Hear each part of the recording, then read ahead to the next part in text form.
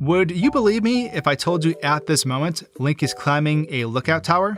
Tears of the Kingdom is looking a bit funky, huh?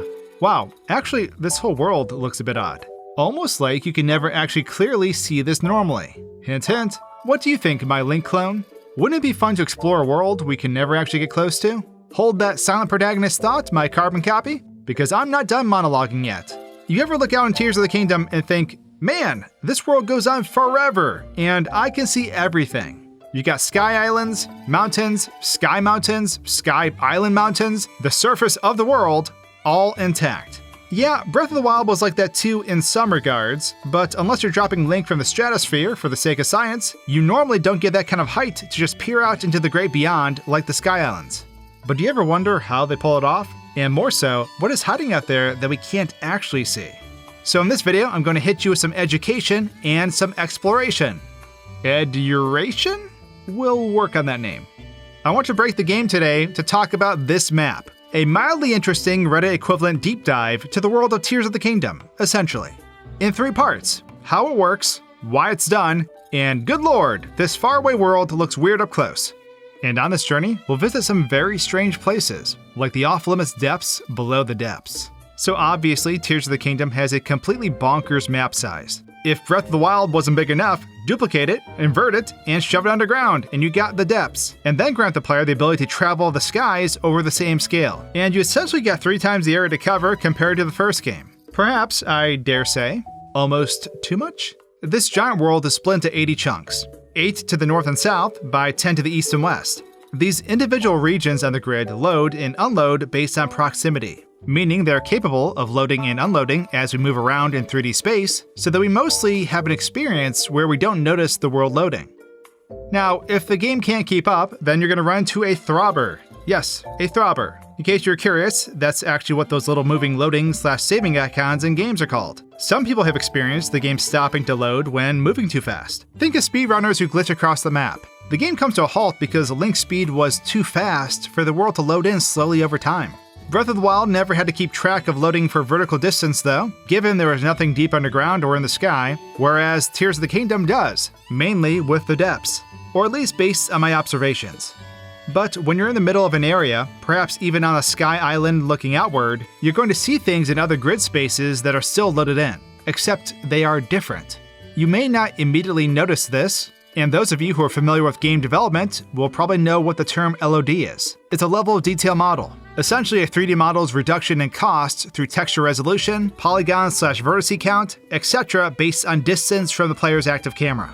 Things like this help a game stay optimized and running smoothly. It's why Mario turns into a blocky fella in Super Mario 64. Well, a more blocky fella. I can actually show you how it works with my newly released horror game, Zardy's Cave, right here with some lovely corn. So we have the full-scale model with the highest polygon count, looking as corny as ever when it's up close, but as it gets farther away, it reduces in quality, and eventually turns into a sprite, essentially a flat image of the cornstalk. And the distance for when these LODs change can be altered and even faded between. This concept exists in most games, and of course, Tears of the Kingdom is no different. Breath of the Wild and Tears of the Kingdom had to be on their A game for optimization, so the world seems, well, seamless as you explore it. It's why the game can be full of trees, rocks, grass, etc., and not have your game bogged down while trying to render outward. Of course, the world behind you is being culled out too, but this pertains to what can be seen currently on screen. The LODs fill up the range for the game's draw distance until the objects essentially no longer matter due to being obscured by fog. But the concept itself creates something interesting. A world that is forever far away to be seen when you squint, only for it to vanish when you try to get closer to look at it. And that largely uninteresting thing, to me, is by far super interesting. And that's why I'm showing it off. So now that you know how the world is laid out and why it is the way it is, let's break it by introducing a second link to the world. Of course, if you've watched my channel before, you'll know that I worked with game tinkerer Kirby Mimi many times to show off one-player worlds with multiple players. And Kirby Mimi's latest project they've been working on puts 2 players in Tears of the Kingdom. It's really cool, but it's also going to allow us to do some pretty glitchy things, like fight over this object with Ultra Hand, or try to fuse Link into the center of a pile of rocks. And while I was messing around in the world of Hyrule, that's when I realized I'd be able to do something pretty neat. So the ability for the world's loading for most objects is currently set to player 2, but player 1 is a character that the camera follows. So the game will check the second player's position to determine level of detail, and we are free to explore a normally off-limits world, which is incredibly cool, and also very trippy. This takes us back to that weird lookout tower I was climbing at the start of the video. So we have 2 links on a sky island, and one jumps off, plummeting to a world that's supposed to change into a higher quality but isn't. Up above, we can still see the sky island fully loaded in, but the world down here is very noticeably polygonal. Like, look at these glorious ruins. The texture has been downsampled, and the fragile wall looks like something pulled out of Ocarina of Time. It's also floating. Now, I'm not entirely sure how they reduced their models for very low quality LODs, but it definitely looks like a non-manual process when it comes to determining the edges of the rocky ruins, given how odd they are. Perhaps automatic, based on where the player was at when the LOD was loaded. The collision for the model still holds true to their highest quality version, so we can find ourselves climbing over invisible objects at times. Wait, maybe that's not 100% accurate, because I just got stuck in a wall. Glorious! This world feels way more lonely than the regular world already feels, because monsters and the like won't appear unless our other link is within a certain range. Take a look at these fabulous trees though. When reduced to their simplest form, we get a flat sprite that is billboarded towards the camera. That basically means the sprite will always face the active camera. So, just like the trees in Super Mario 64. This can be restricted so the objects won't tilt up vertically as well, which would look super weird. All these sprites look a bit different too. So I'm wondering if the game considers the tree's rotation before orienting the sprite for it. Automatic LOD generation is a thing, I just haven't dabbled with it. Any of you Zelda decompers and game devs who know the true methodology for this, enlighten us in the comments. Your thoughts are appreciated. And this here is one of those makeshift lookout forts.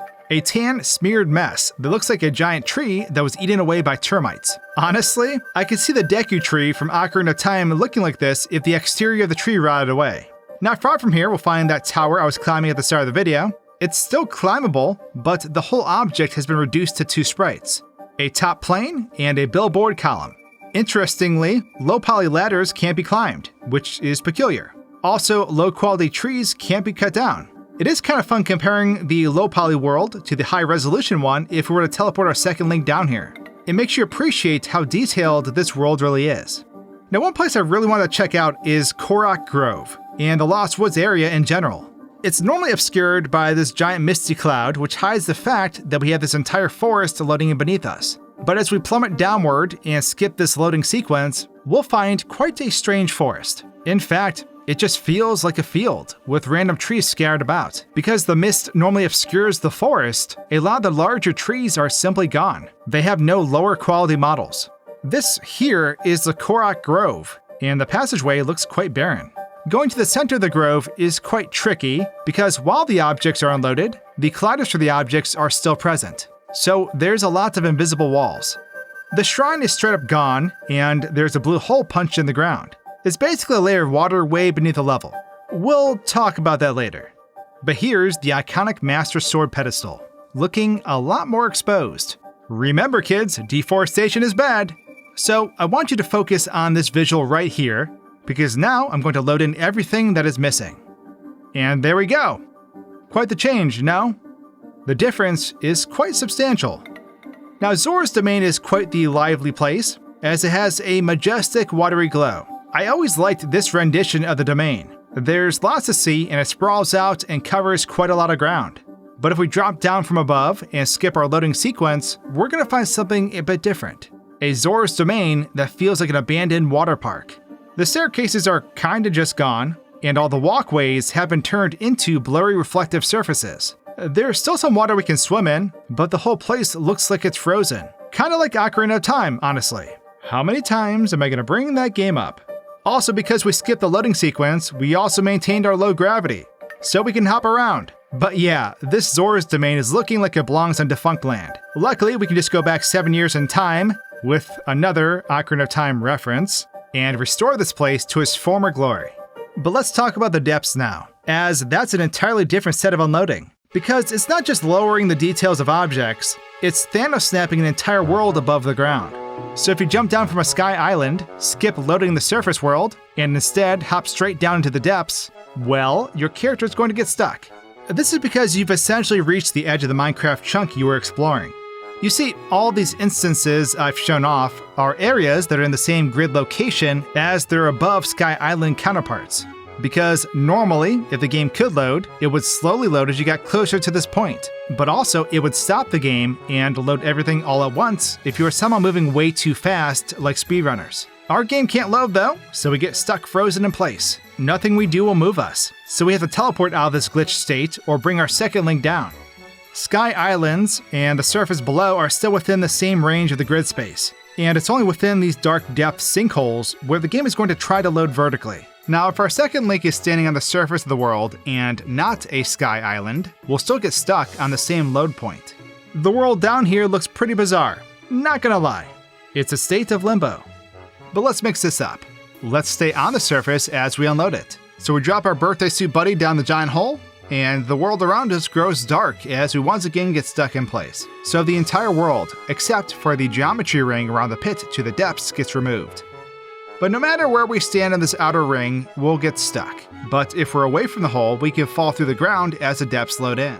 Bringing Link 2 to our location will unlock the glitched load state, and we'll be able to fall through a layer of water that can't be swummed in. This is the water we saw beneath the ground in Korok Grove. Rewinding a bit, even if we're on a horse, we can see things vanish one by one, as the game purges all the objects associated with the surface. But after falling through this water again, we end up out of bounds above the depth's ceiling. Which gave me an idea. If I could find a wall that stemmed from the ceiling, I could fall through the wall from the ceiling and go to a layer below the depths. Which raises the question, what's below the depths? So after a few attempts, I ended up landing on a part of the ceiling I could walk on. This then allowed me to find the hole I was looking for. And with that, I was now below the depths with it above me. But that's when I noticed this wasn't a bottomless pit. There was a black and desaturated green floor way below the depths. We could land on this, and we could walk around. The floor down here was also covered in invisible gloom too, which surprised me. But then again, if the player fell down here somehow, it probably makes sense to kill them. The floor down here doesn't really count as floor for vehicles though. Trying to ride one with wheels makes it so I can't move at all. Also, I brightened up this footage a ton because it is very, very dark down here. I eventually started flying around on a glider, and that seemed to be the correct move. The patterns down here on the ground kind of look like a map of some kind. Almost like rivers versus solid ground. Ultimately, both links were stuck down here because despite how it may seem, we were actually very far down out of bounds. But it was really neat knowing there's a whole flat world to explore down here. So overall, this low poly world was neat to check out. Areas like the castle's inner sanctum actually just seal up completely, given the player would never be able to see the interior at all, despite it being there when we explore it. And Sky Islands reduced down quite a lot as well. But I hope you all enjoyed this video and possibly learned something new. Now, the 2-player Tears of the Kingdom thing isn't ready yet, but I highly recommend checking out Kirby Mimi's Discord server in the description below to see other things they've been cooking up, like Mario Odyssey split-screen multiplayer. Cheers!